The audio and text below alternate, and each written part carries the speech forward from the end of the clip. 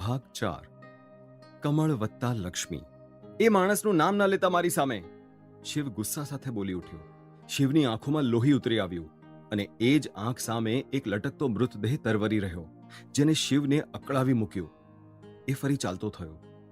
શિવ, જો તું આ લગ્ન માટે હા નહીં પાડે તો હું સમજીશ કે તું તારી જાતને તારા બાપ સાથે સરખાવે છે અને તને ડર છે કે તું પણ લગ્ન જીવનમાં તારા મા બાપની જેમ અસફળ રહ્યો તો. અશોકભાઈ બોલ્યા. શિવે પાછળ વળીને જોયું. શિવ, તારો બાપ એક કાદવ હતો જેની દુર્ગંધથી મારું અને તારી માનું જીવન બરબાદ થઈ ગયું. પણ એ કાદવમાં ખીલેલું કમળ છે તું શિવ, જેને મારા જીવનમાં સુવાસ ભરી છે. અશોકભાઈએ ભાવુક તથા કહ્યું, શું તમે છોકરીની મંજૂરી લઈ લીધી? શિવે શાંત પડતા કહ્યું ને અશોકભાઈ મૌન બની ગયા. દાદુ, હવે એમ ના કહેતા કે તમે મને મનાવો છો પછી તમે એ છોકરીને મનાવવા જવાના છો. હા, જઈશ. પહેલા મારે તારી હા જોઈતી હતી, પછી હું દેવિકાને મનાવી લઈશ, અશોકભાઈએ આત્મવિશ્વાસ સાથે કહ્યું. અને એ ના માની તો? દાદુ, કમોન, તમારી પાસે શેની કમી છે? તમે આમ ખુશીઓની, જે આપણે ઘણા વર્ષોથી નથી જોઈ, આ ઘરની સાચી લક્ષ્મીની. અશોકભાઈ વચ્ચે જ બોલી પડ્યા. શિવ, મારે દેવિકાને મનાવવા જે કરવું પડશે એ હું કરીશ. દેવિકા એ હીરો છે જેની બધાને ઝંખ ના હોય, પણ એ સાચા હીરાની સાચી જરૂરત, ઓળખાણ અને કદર તું જ કરી શકીશ એવું મને લાગે છે. મેં કહ્યું એમ, જો તું મારા જીવનનું કમળ છે તો એ કમળ પર બિરાજનારી લક્ષ્મી દેવિકા જ છે.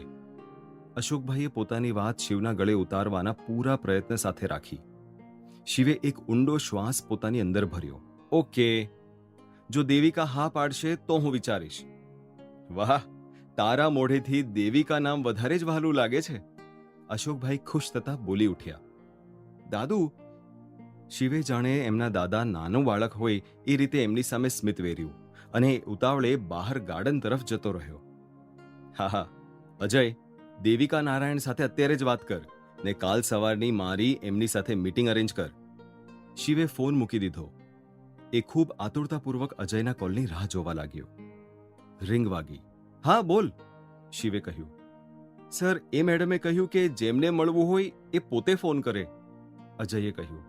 વોટ? તારે કહેવાય ને કે હું વાત કરું કે તું કરે, એક જ વાત છે. મારે એને મળવું જરૂરી છે. સર, હું વધારે કંઈ કહું એ પહેલા જ એણે કોલ કટ કરી નાખ્યો, સામેથી અજયે જવાબ વાળ્યો. શું વાત છે?